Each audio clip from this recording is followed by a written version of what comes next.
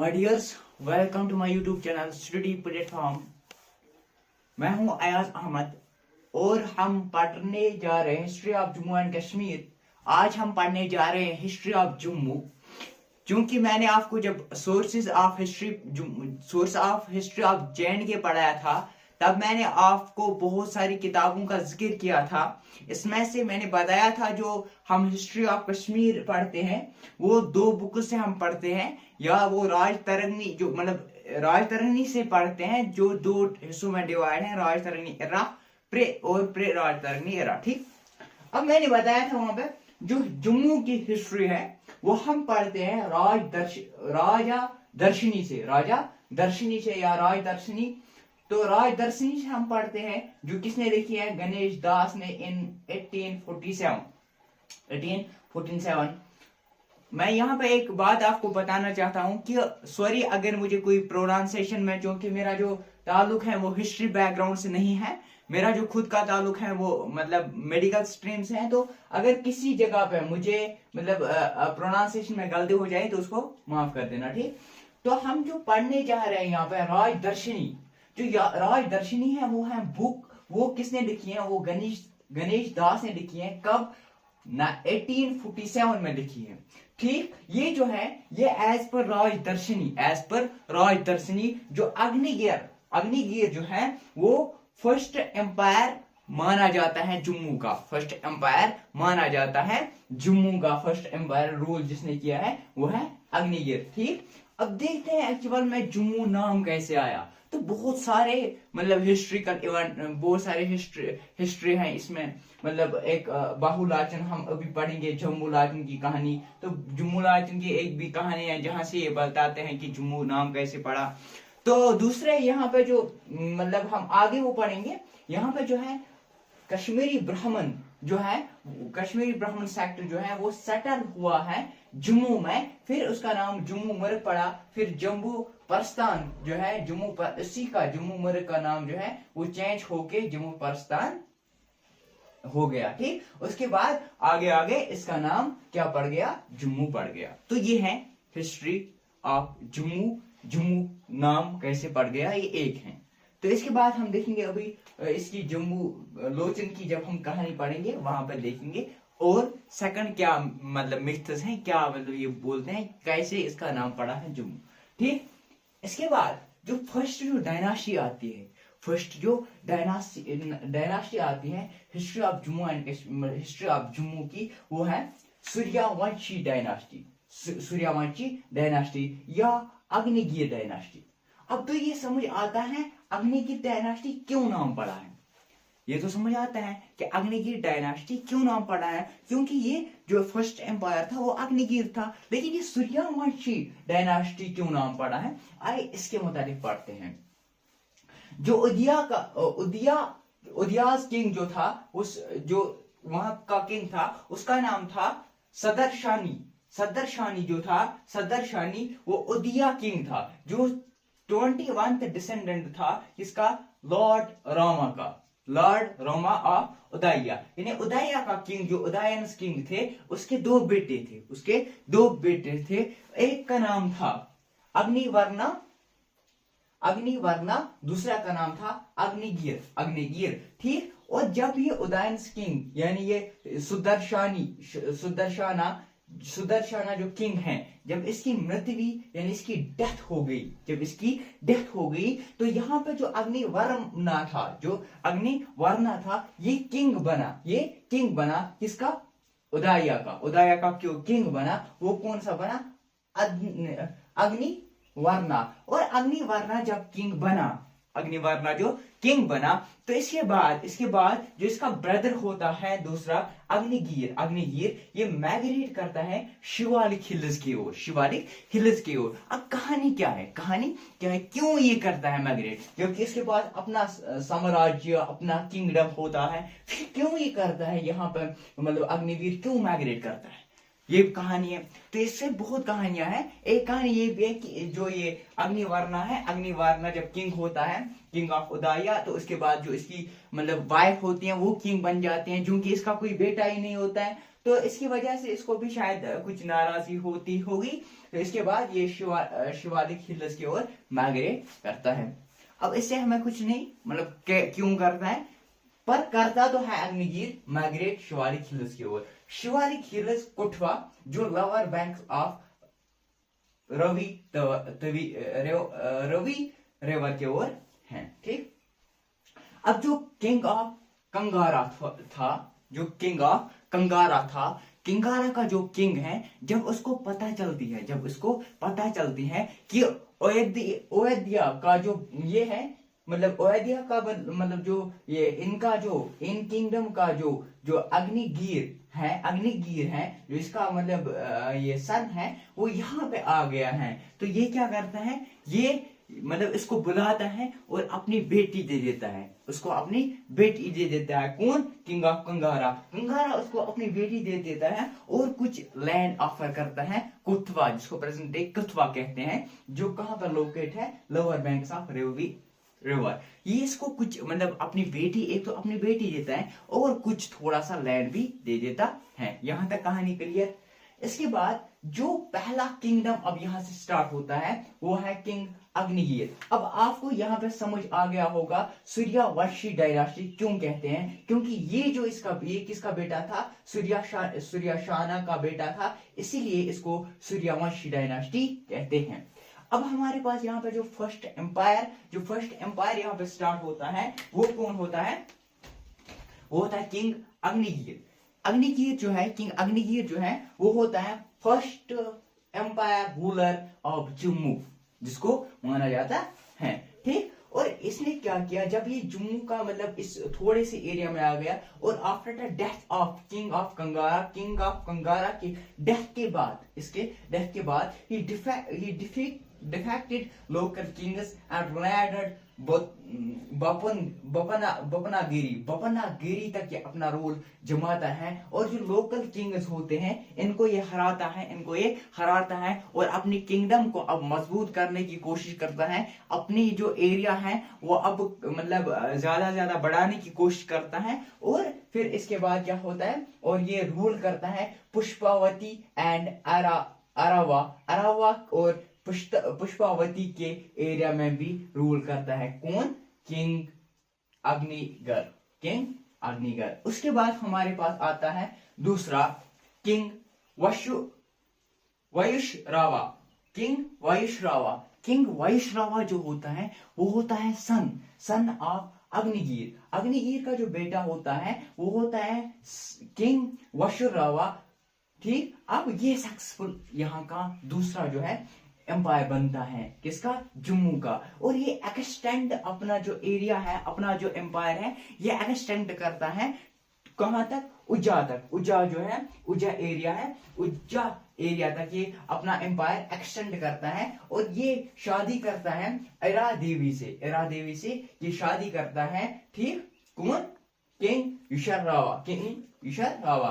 ठीक, और इसकी जो एरा देवी है, ये यंग एज में इसकी मृत्यु हो जाती है, इसकी डेथ हो जाती है। और ये एक टावर बनाता है अरावती, जिसको फिर अरावान के नाम से जाना जाते हैं। अरावती क्यों ये बनाता है? अपनी बीवी की याद में, जैसे शाहजहां ने ताजमहल बनाया था, ऐसे ही एक टावन, एक जिसका नाम मतलब एक टावन बसाता है अरा देवी के नाम से, जिसका वो नाम रखता है अरावती, फिर अरावान उसका नाम पड़ता है। इसके बाद कुछ और एम्पायर्स आते हैं, कुछ और किंग्स आते हैं, जैसे पुराण सिंह आता है, लक्ष्मण आता है, काजोश आता है, अग्निगर्भ आता है। अग्निगर्भ जो है ये अपने एम्पायर को फिर एक्सटेंड करता है, अपने एम्पायर को up to the river Tawi. और जो अग्निगर्भ होता है, इसके 3 सन्स होते हैं और 3 वाइव्स होते हैं, यानी 3 बीबियां होती हैं और 18 सन्स होते हैं इसके इस अग्निगर्भा के। ठीक, और अग्निगर्भा के जो 2 सन्स हैं वो प्रोमिनेंट हैं, वो मशहूर हैं। एक है बहुलोचन, एक है जम्मूलोचन। ठीक, जम्मूलोचन और बहुलोचन जो है वो प्रोमिनेंट है। अब हम पढ़ते हैं और कहानी की ओर, बहुलोचन और जम्मूलोचन की कहानी अब हम स्टार्ट करने, अब हम देखते हैं और कहानी की ओर। हमने देखा कि जो अग्निगर्भा था उसके 18 सन्स थे और 3 वाइव्स थे, यानी बीबियां थी। अब हम देखते हैं इसके 2 जो है, मैंने बोला आपको प्रोमिनेंट है, मशहूर है, एक है बहुलोचन, एक है जम्बूलोचन। अब हम देखते हैं बहुलोचन की ओर। तो बहुलोचन वॉज सन ऑफ अग्निगर्भा। अभी हमने देखा ये था सन ऑफ अग्निगर्भा, और इसने फाउंड किया एक टावर, इसने फाउंड किया एक टावर दरनागिरी टाउन जो है, दरनागिरी टाउन जो है वो फाउंड किया है बहुलोचन ने। और इसने और एक टाउन मतलब फाउंड किया, 2 टाउन फाउंड किए, एक था दरनागिरी, एक था बाहुनगर, दरनागिरी और बाहुनगर। और इसने अपने दौर खिलाफत में, यानी अपने टाइम में इसने क्या किया, कैपिटल जो बाहुनगर, जो मतलब याद है जो कैपिटल थी वो थी पहले कहां, अरिवान से इसने दहरानगरी की ओर कैपिटल को चेंज किया, यानी अरिवान से जो कैपिटल थी वो पहले अरियान में थी, तो इसने इसको चेंज करके दहरानगरी में लेके गया। ठीक, यहां तक समझ आया। फाउंड 2 टाउन उसने फाउंड की, एक था दहरानगरी और बाहुनगर, और कैपिटल जो था वो अरियावान से लेके उसने चेंज किया दहरानगरी की ओर। ठीक, और बाहु फोर्ट जो आपने सुना भी होगा, मशहूर भी है, यहाँ टूरिस्ट प्लेस भी है। तो बाहु फोर्ट जो है, जो left bank of river Tawi है, तो वो भी किसने बनाया, किसके दौर में बनाया गया, ये भी क्वेश्चन इंपॉर्टेंट बनता है, बहुलोचन। और उसने एक सिटी भी, यहां तो टाउन था, यहां तो सिटी है, एक और सिटी भी फाउंड की जिसका नाम था बाहुनगर।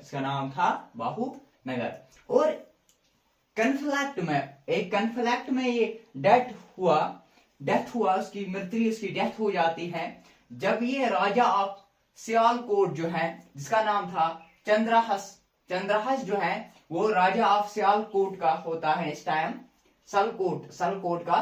तो इसकी मृत्यु, इसकी डेथ हो जाती है इस कन्फ्लिक्ट में। ठीक, और इसके बाद आता है इसका यंगर ब्रदर जिसका नाम है जम्बूलोचन की कहानी तो मतलब हिस्ट्री ऑफ जम्मू से भी मतलब बहुत मुंसलिक है, आपने सुनी भी होगी ये कहानी, मतलब जम्मू नाम कैसे पड़ा।